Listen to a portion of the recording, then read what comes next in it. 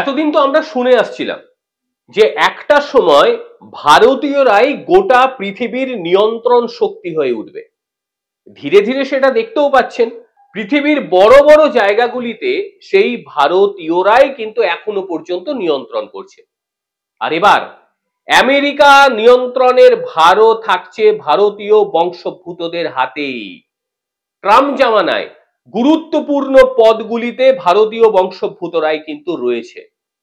ট্রাম্পের শপথ গ্রহণের পরেই জানতে পারা যাচ্ছে যে ঠিক কোন কোন গুরুত্বপূর্ণ পদগুলিতে ভারতীয় বংশোদ্ভূতরা বসছেন। প্রথমেই যার নাম উঠে আসছে তিনি হচ্ছেন ক্যাশ প্যাটেল, যার ভালো নাম কাশ্যপ প্যাটেল।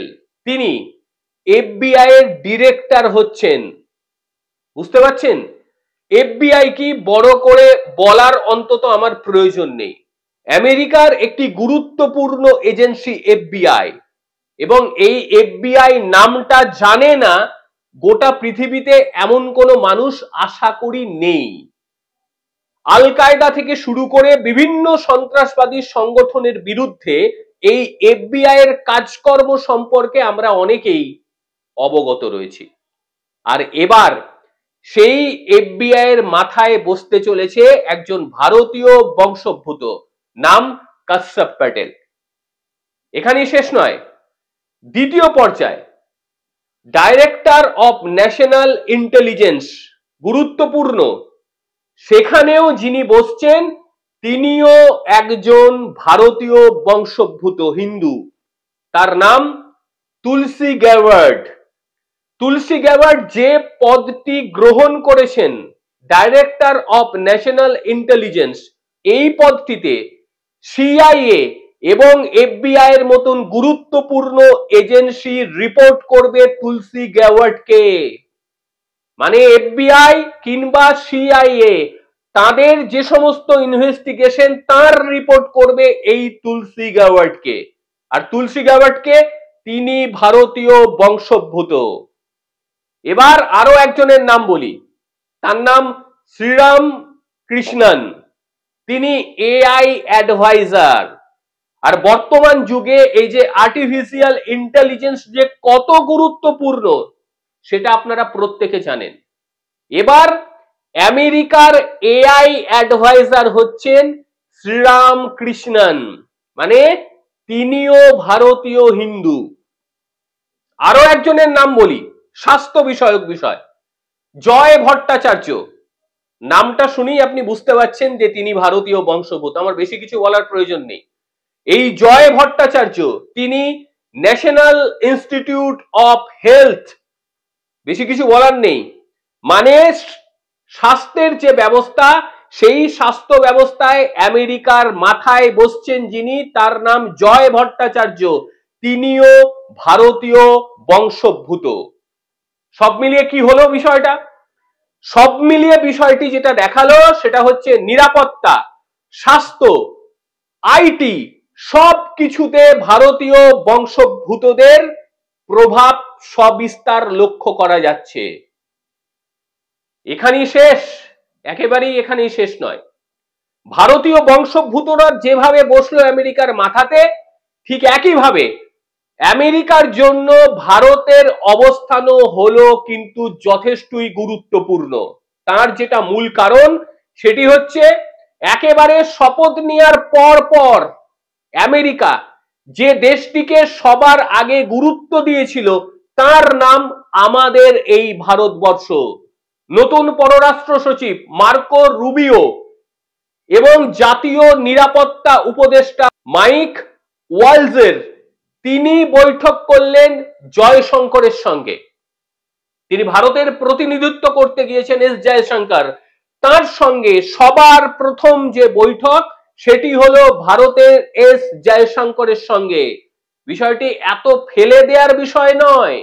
আমেরিকার মতন একটি দেশ যারা গোটা পৃথিবীর সুপার পাওয়ার, তারা প্রথম বৈঠক করছে ভারতের সঙ্গে, এস জয়শঙ্করের সঙ্গে।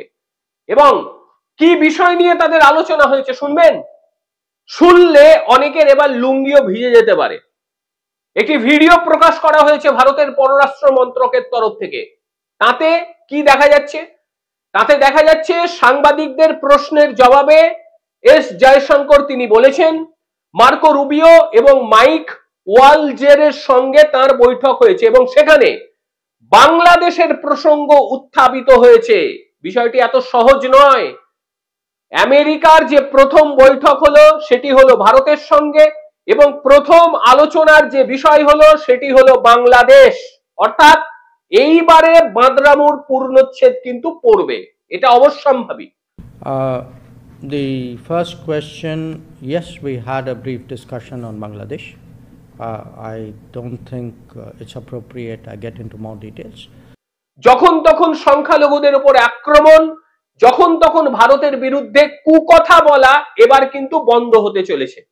কারণ আমরা এর আগেই ভিডিও প্রকাশ করে বলেছিলাম যে 20 তারিখের আগে হেন তেন প্রকারে বাংলাদেশ চাইবে যে ভারত কিছু একটা তাদের সঙ্গে করে দিক, তাহলে তারা আন্তর্জাতিক মঞ্চে কিছু বলতে পারবে। ভারতকে তো কিছু করাতে পারলো না, কারণ ভারত পাত্তাই দিল না। ওই ছোট ছোট ক্ষুদ্র কীট পতঙ্গদের পাত্তা দেওয়ার মতন মানসিকতা ভারতের নেই, তাই দেয়নি। আর যখনই 20 তারিখ হয়ে গেল দেখলেন সেখানে মানে সে দেশের প্রধান উপদেষ্টা সেখান থেকে রাতারাতি সরে পড়লো। আবার নাকি তিনি বলছেন 25 তারিখে আসবে। আমার জানা নেই তিনি আসবেন কি আসবেন না। আসলে অবশ্যই আপনারাও জানতে পারবেন, আমিও জানতে পারবো। গত মঙ্গলবার ট্রাম্পের যে শপথ, সেই শপথ নেওয়ার পরপর সেখানে কি হলো, সেখানে যুক্তরাষ্ট্র, ভারত, অস্ট্রেলিয়া, জাপান এদেরকে নিয়ে গঠিত মানে 4 দেশকে নিয়ে গঠিত নিরাপত্তা বিষয়ক জোট কোয়াডের যে পররাষ্ট্রমন্ত্রী পর্যায়ে বৈঠক, সেই পররাষ্ট্রমন্ত্রী পর্যায়ে বৈঠক হয়েছে এবং সেখানে সর্বাধিক গুরুত্ব দেওয়া হয়েছে ভারতকে। ভারত মহাসাগরীয় যে অঞ্চলে চীনের দাপট, সেই চীনের দাপট থেকে রক্ষা করার জন্য এই দেশগুলি একগ্র হয়ে চিন্তা ভাবনা শুরু করলেন যে ঠিক কি কি করা যায়। এবার আমেরিকার সঙ্গে ভারতের সম্পর্কের যে উন্নতি হবে সেটার হলফ করে বলার কিছু নেই, কারণ যারা ভারতীয় বংশোদ্ভূত তারা কখনোই চাইবে না যে ভারতের সঙ্গে তাদের সম্পর্কের অবনতি হোক। আর ভারতীয়রা এটাই বিশ্বাস করে ভারতের সঙ্গে বা এই দেশটার সঙ্গে যে সমস্ত মানুষের নাম জড়িয়ে আছে তারা গর্ব অনুভব করে। তারা কখনোই চাইবে না এই দেশের ক্ষতি হোক, এই দেশের উন্নতি হোক, সেটাই চায়।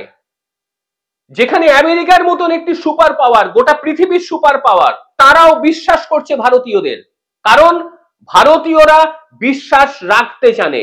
ভারতীয়রা চোর নয়, ভারতীয়রা ছেচর নয়, ভারতীয়রা অশিক্ষিত নয়। গোটা বিশ্বের জন্য ভারতীয়রা কাজ করে গিয়েছে প্রতিনিয়ত, এটা ভারতের ইতিহাস। সেই ইতিহাসকে এখনো পর্যন্ত ভারতীয়রা বহন করে, যেখানে তাদের সততাই হচ্ছে প্রধান পরিচয়। সেই পরিচয়ের উপরেই নির্ভর করে আজকের আমেরিকা ভারতীয় বংশোদ্ভূতদের উপরে বিশ্বাস করেছে। গোটা দেশের দায়িত্বটা তাদের ওপরে রেখে দিয়েছে, কারণ তারা জানে এই সমস্ত ভারতীয় বংশোদ্ভূত যাদের শরীরে ভারতের রক্ত বইছে তারাই পারবে গোটা পৃথিবীর সুপার পাওয়ারকে আরো ভালোভাবে তুলে ধরতে। আর এটা ভেবে সত্যি আমাদের গর্ববোধ হচ্ছে। একাধিক FBI থেকে শুরু করে স্বাস্থ্য ব্যবস্থা সবকিছুতে ভারতীয় বংশোদ্ভূতরা থাকছে সবার আগে, এটাই গর্বের বিষয়। এরপরে আরো বেশি করে হবে। যাই হোক, আজকের এই প্রতিবেদন আপনাদের কিরকম লাগলো অবশ্যই জানাবেন, আর এই প্রতিবেদনে কোনো ভুল থাকলে অবশ্যই সেটাও জানাবেন আপনারা। প্রত্যেকে ভালো থাকবেন, সুস্থ থাকবেন। আবার দেখা হবে অন্য কোনো দিন অন্য কোনো ভিডিওতে। ততক্ষণের জন্য নমস্কার।